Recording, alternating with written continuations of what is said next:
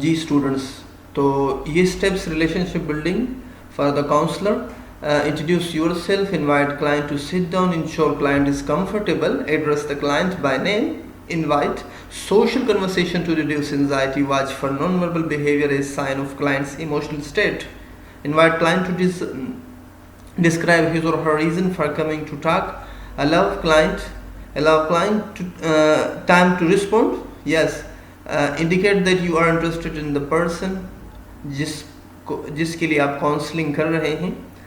देखिए सिंपल सी बात है, आप जब पेशेंट की काउंसलिंग कर रहे होते हो तो ये सारे स्टेप्स फॉलो करते हो, और ये आप अपने नॉर्मल लाइफ में हॉस्पिटल सेटिंग में जितने भी स्टूडेंट्स वर्क कर रहे हैं हॉस्पिटल में तो वो अपने बिहाफ पे ये कर रहे होते हैं. सही. इसके बाद नंबर 2 जो था ना प्रॉब्लम असेसमेंट, हमने कहा ना सबसे पहले रिलेशनशिप बिल्ड करेंगे और उसके बाद हम जो दूसरा स्टेप्स है यानी यस प्रॉब्लम असेसमेंट करेंगे. While the counsellor and the client are in the process of establishing a relationship, a second process is taking place, that is problem assessment. Yes, दूसरा स्टेप.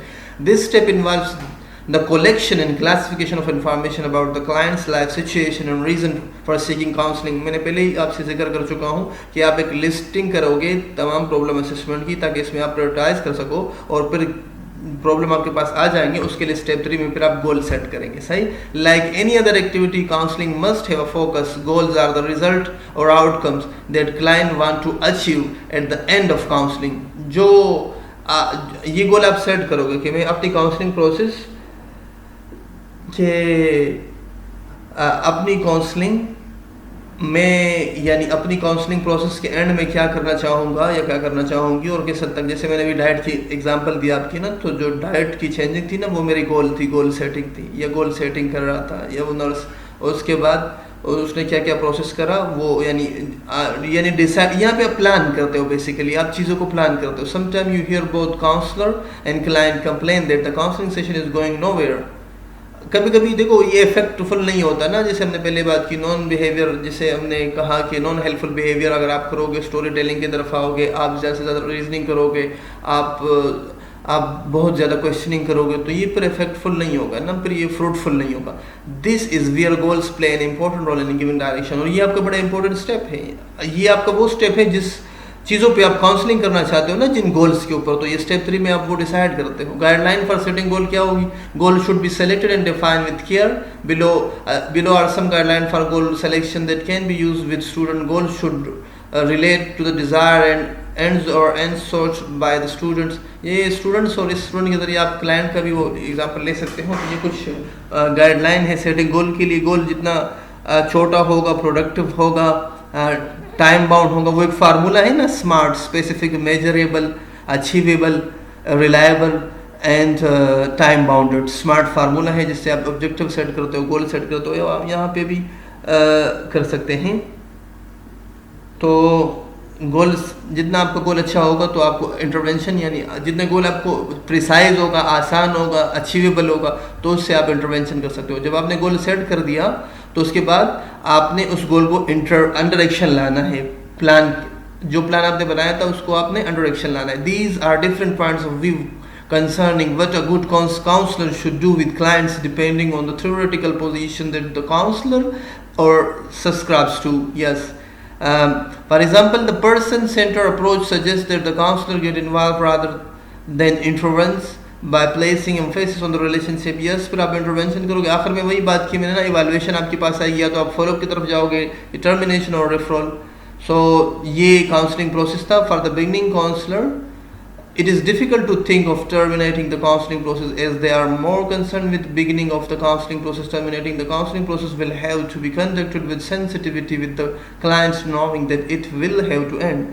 ये जैसे मैंने कहा, तो यहाँ पर इवैल्यूएशन और फॉलोअप और टर्मिनेशन रेफरल स्टेप्स में आपने क्या करना होता है. Counsellor always mindful of avoiding yes, fostering dependency, and is aware of on needs, open door plan for possibility of future need. आपने बिल्कुल फ्रूटफुल इन्वायरमेंट में उसे करना है। अगर उसे दोबारा काउंसलिंग की ज़रूरत पड़ती है तो आप दोबारा भी उसे टाइम दे सकते हो, जिसे हम फॉलो अप करते हैं, और आप टाइम भी लगा सकते हो उस पर, क्योंकि चीज़ें देखो, काउंसलिंग प्रोसेस का मेन मकसद क्या है कि क्लाइंट की एंजाइटी रिड्यूस हो, क्लाइंट के जितने भी इश्यूज़ है जैसे हमने पढ़ा ना, या क्वायरीज है, वो क्लियर हो जाए। Role to review progress, create closure to client counsellor. तो असेसिंग पर्सनालिटी, अब देखो काउंसलिंग प्रोसेस के लिए क्या ज़रूरी है। Counselling process, yes, counselling process जब आप कर रहे होते हो किसी भी क्लाइंट की ना, तो उस क्लाइंट की जो पर्सनालिटी है आप उसे असेस करना लाजमी है। हमारा जो काउंसलिंग प्रोसेस का यूनिट है, इसमें पर्सनालिटी बहुत मेन फैक्टर है। अगर पेशेंट की पर्सनालिटी आप जान सको कि ये किस टाइप की पर्सनालिटी रखता है या रखती है, तो आपको काउंसलिंग उतनी ही आसानी से आप कर सकोगे और फ्रूटफुल होगा, प्रोडक्टिव होगा। तो पर्सनालिटी असेसमेंट हम लाजमी काउंसलिंग प्रोसेस के साथ साथ पढ़ेंगे। तो भाई पर्सनालिटी असेसमेंट क्या है, आपने पर्सनालिटी असेस करना है। अब सिंपल वो पर्सनालिटी आपने कैसे असेस करना है, कुछ टेस्ट के ज़रिए असेस करना है। पर्सनालिटी टेस्ट होते हैं, वो ऑब्जेक्टिव टेस्ट कहते हैं। उसी ऑब्जेक्टिव टेस्ट के ज़रिए क्या करते हैं आप, उसी ऑब्जेक्टिव टेस्ट के ज़रिए आप पर्सनालिटी क्लाइंट की, जहां आप काउंसलिंग करते हैं तो आप असेस करते हैं। Objective test tend to have more validity than projective test, however they are still subject to the willingness and ability of the examiner to be open, honest and self-reflective enough to accurately represent and report their true personality. The most common form of objective test is in personality psychology is the self-report measure. देखो bundle of test होते हैं आजकल बड़े, देखो बहुत सारे personality test होते हैं, बट उसमें हम कुछ पढ़ेंगे। तो सेल्फ रिपोर्ट मेजर होता है, एक क्वेश्चनायर टाइप दिया जाता है, उसको आप फिलअप करते हो, तो आपकी जो साइकोलॉजिस्ट होता है उसको आपकी पर्सनालिटी का पता, वो कुछ कैलकुलेशन करता है, पर्सनालिटी का पता चल जाता है, जिसमें क्वेश्चन आंसर होते हैं बिलीव्स के बारे में, आपके लाइफ के बारे में, आपके वो कंप्राइज होता है मुख्तलिफ। इसके अलावा आपके पास MMPI-1 and MMP-2, yes, Myers Briggs type indicator 1 and Myers Briggs type indicator 2, yes. इसके बाद न्यू पाई आर होता है, personality inventory, then 16 personality factor 16PF होता है, आइजनिक का क्वेश्चन आया है। ये हम पर्सनालिटी असेसमेंट में करते हैं, बहुत सारे टेस्ट है, सही, आगे जाके स्लाइड में मैं बता रहा हूँ। सो ये एक टेस्ट दिया हुआ है प्रोजेक्टिव टेस्ट में, आई एम ईजी गोइंग, इसके बारे में यहाँ पे आप टिक लगाना होता है। ये क्लाइंट को हम एक चार्ट देते हैं, बेसिकली सेल्फ रिपोर्ट मेजर जिसे हम कहते हैं ना। तो सेल्फ रिपोर्ट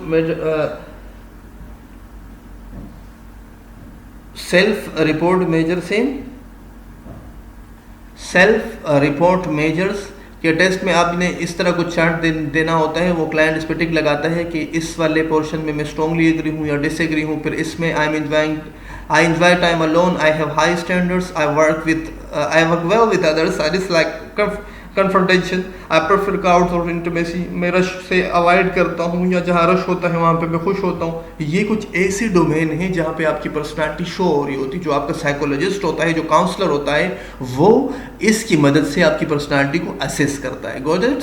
यस। उसके बाद ये बड़ा इंपॉर्टेंट है, Myers Briggs type indicator, that is MBT-1 and MBT-2। ये कार्ल जंग ने बेसिकली थ्योरी पेश की थी पर्सनालिटी के बारे में, तो उसकी मदद से हम ना पर्सनालिटी बता रहे होते हैं कि एक इंडिविजुअल के एटीट्यूड्स एक्सट्रोवर्जन है या इंट्रोवर्जन है, perceiving function, sensing, intuition, then thinking, feeling में जजिंग, और देन जजिंग और परसीविंग में लाइफस्टाइल प्रेफरेंसेस। तो ये भी कुछ डोमेन्स हैं जिसमें पर्सनालिटी आपकी असेस होती है। इसमें 5 चीज़ें हैं, आपने याद करना होता है, extroversion, introversion, sensing, intuition, thinking, feeling and judging, perceiving. तो ये देखो, ये MBT है, Myers Briggs type 1 and Myers Briggs type 2। तो इसमें देखो what is your personality, EFNJ, INFJ, INJJ। So extrovert से, सेंसर से, देखो E for extrovert, S for sensor, T for thinkers, J for judgers, I for introverts, N for या sensitives, F for feeler, P for perceiver, और ये इसके detail लिखिए। तो आपकी पर्सनालिटी क्या होगी, इनमें से एक होगी। फॉर एग्जांपल मैं तारिक लईक से पूछूं, तारिक लईक आया साइकोलॉजिस्ट के पास, तो उसने कोडिंग दी कि INFJ इसकी पर्सनालिटी